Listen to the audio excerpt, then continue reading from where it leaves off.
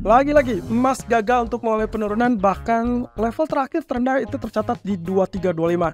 Dan ini menandakan 4 kali berturut-turut kita menyaksikan bahwa level 2325 sangat kuat. Terbukti setelah tertekan di bawah level tersebut, 2314 sebagai level terendah terakhir bahkan tidak mampu untuk ditutup di bawahnya. Kita melihat kemungkinan potensi ini sudah sedemikian rupa. Jadi artinya kecenderungan untuk mulai kenaikan seharusnya bisa berlanjut, terutama kalau keputusan ECB nanti malam kecenderungannya tetap dalam sisi yang dovish, atau dalam artian bahwa Bank Sentral tetap membuka keran untuk melakukan pemangkasan lebih lanjut.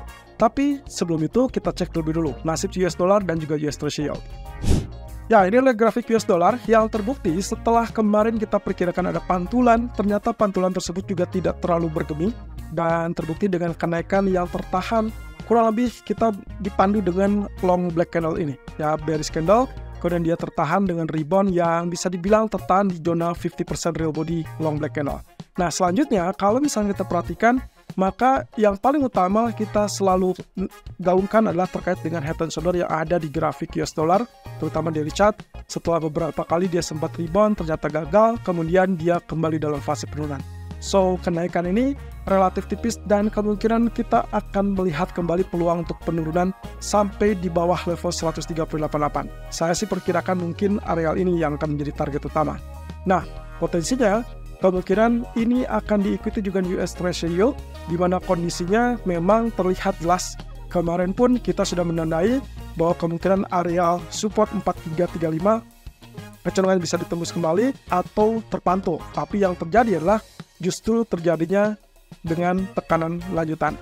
Nah, otomatis di sini saya minta teman-teman untuk berhati-hati karena secara teknis, walaupun dia dalam fase bearish ataupun tekanan lebih lanjut, tapi kita juga memiliki trend line areal support yang ada di bawahnya, dan ini cukup dekat, yaitu 4,22%. Jadi kalau misalkan sampai nanti malam dia bisa terjun di bawah 4,2, that means dolar akan relatif lebih lemah, dan itu berarti tanda-tanda positif untuk emas bisa berlanjut. Tapi kalau ternyata dia bergerak terpantul atau rebound kembali di atas 4,335, maka kemungkinan hati-hati, kemungkinan juga dolar akan berbalik menguat, dan akhirnya emas yang tadinya sudah naik tapi justru malah berbalik turun. Oke, kalau kita lihat dari grafik H4-nya, peluangnya seperti ini.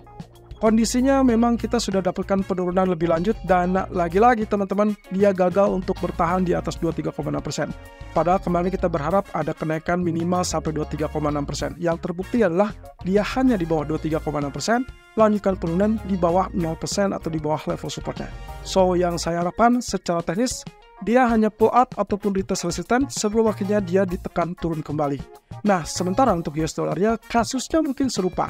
Tapi kalau kita perhatikan di sini, kondisi yang harus kita lihat adalah potential double bottom, yes, mungkin terbuka as long dia nggak tembus level support 104.00. Tapi lihat, posisi dari yang pernah kita bahas sebelumnya adalah downtrend, kemudian konsolidasi, lalu kemudian tembus lagi, dan itu berarti downtrend semakin kuat. Pull up ternyata tidak mampu tembus level resisten lagi, dan yang diharapkan adalah lanjutkan penurunan lebih rendah. Jadi secara keseluruhan, harusnya kita masih bisa melihat potensi penurunan daripada US dollar. Nah, sementara double bottom hanya bisa terjadi kalau ternyata data ekonominya relatif lebih kuat, atau dengan catatan bahwa Presiden ECB Christine Lagarde kecenderungannya relatif lebih hawkish. Sehingga kemungkinan kalaupun misalkan gagal untuk mendapatkan kepastian untuk lanjutkan pemangkasan suku bunga dari ECB, maka kita bisa pastikan dolar akan berbalik menguat, dan sehingga kemungkinan potensinya ya mungkin saja emas akan sedikit tertekan kembali. Nah, otomatis yang akan kita perhatikan di sini, kalau kita lihat dari pound sterling terlebih dulu, pergerakannya relatif terbatas, tapi juga kalaupun misalnya kita asumsikan bahwa dia masih tetap naik, ya ini adalah fondasi dasarnya. Kemudian kalau kita tarik garis trend line seperti demikian, maka kita sedang melihat posisi dari uptrend yang terkait dengan ascending triangle. Artinya di sini, selama dia tidak turun di bawah 1.2770, kemungkinan dia akan naik dan tembus level resistennya, sehingga dia akan melanjutkan kenaikan tersebut. Tapi hati-hati, ini bisa gagal, bisa fail.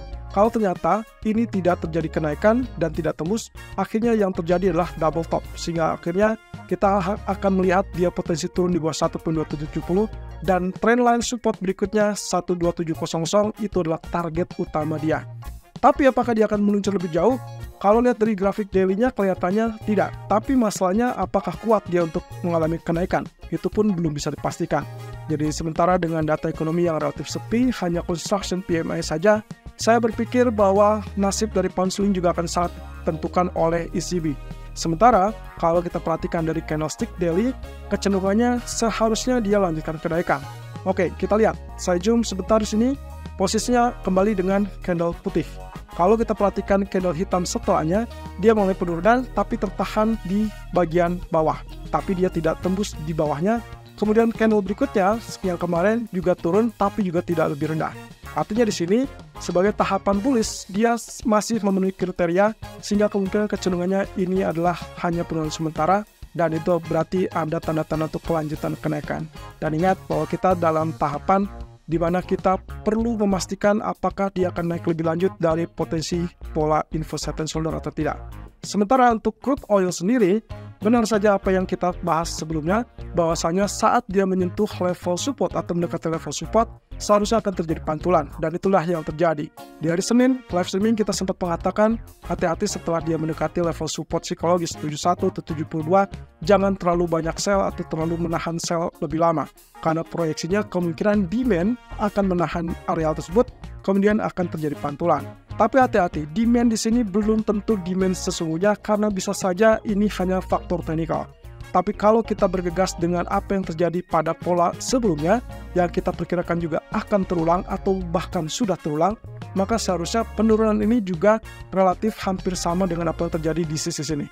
Jadi kemungkinan dalam beberapa waktu ke depan kita akan melihat rebound dari harga minyak dan kecenderungan untuk mencapai level 75 atau bahkan 76 dolar itu sangat terbuka. Satu sisi, kalau kita perhatikan dari grafik H4, sangat wajar juga. Saat saya menarik area Fibonacci dari puncak 80 ke bottom 72, maka yang akan didapatkan adalah area 23,6 sampai 50% sebagai tanda-tanda pull up ataupun pullback. Jadi, kalaupun misalkan kita asumsikan area kenaikan untuk saat ini saya manfaatkan untuk zona buy, sehingga kemudian kalaupun ingin melakukan sell, lebih aman kalau misalkan dilakukan di dekat 76 atau dengan catatan tidak tembus level 77 dolar kembali. Asumsi saya berikutnya dia akan bergerak di kisaran 76 sampai ke level 73 dan sampai nanti didapatkan keputusan atau bahkan petunjuk berikutnya barulah dia akan mulai kenaikan ataupun penurunan lebih lanjut. Satu sisi dari nasib gold yang ternyata pagi ini bergerak naik lebih tinggi daripada yang kita perkirakan, dia tembus di atas 2357, otomatis level 2357 ini akan menjadi level support baru, sehingga yang paling praktis adalah menjadikan area tersebut sebagai support baru sekaligus area potential buy. Jadi kalau misalkan Anda mengharapkan tadinya kita berpikir 38,2% di 2346 atau 50% di 2342 sebagai area buy, saat ini yang terbaik adalah memanfaatkan pantulan ataupun koreksi di area 2357 sebagai area buy. Sehingga harapan saya, Anda bisa lakukan buy di kisaran 57 ataupun di area 60 dengan potensi tertinggi area 74. Kenapa 74? Saya agak khawatir posisi di 74 ini nantinya akan terjadi defense ataupun ya mungkin saja double top. Tapi ini baru akan berlaku kalau kecurigaan kita benar bahwa penurunan tertahan 2357 lalu naik tertahan 2374. Kalau misalkan tidak terjadi, maka bukan lagi double top, melainkan kenaikan masih bisa terjadi atau berlanjut. Nah, satu sisi di grafik 4, perhitungan kita terkait dengan elite wave kelihatannya memang benar sudah selesai. Jadi saya asumsikan bahwa ini 3, 4, dan 5 adalah kondisi yang terakhir kemarin. Oleh karena itu, potensi yang sebelumnya A, B, C, D, E, maka kemungkinan ini sudah selesai dalam tahapan wave kelima, sehingga kemungkinan kita hanya melihat wave kelima tersebut hanya berjarak sedikit dari panjangnya wave 1.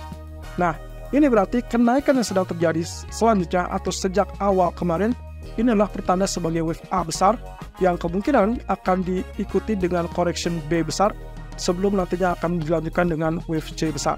Dan itu berarti kita akan segera melihat area 2380 ataupun 2392 dalam waktu dekat. Tapi perkiraan saya, semoga saja tidak meleset bahwa area 2392 ataupun 80 baru akan tercipta besok malam saat data non-farm payroll. Itu pun dengan catatan kalau non-farm payroll ternyata dirilis dengan angka yang relatif lebih pendek ataupun lebih rendah. Satu sisi, keputusan ECB nanti malam ataupun pernyataan dari Presiden ECB Christine Lagarde kemungkinan bisa juga menjadi pengganti dari data non-vampiro. Artinya, kalau memang mereka membuka untuk potensi pemangkasan lebih lanjut, maka wave C bisa didapatkan segera sebelum data non-vampiro. So, kira-kira akan kemana? Yang terpenting adalah catatannya, selama tidak terjadi penurunan di bawah 2325, maka itu adalah area potensial untuk mencari buy on correction.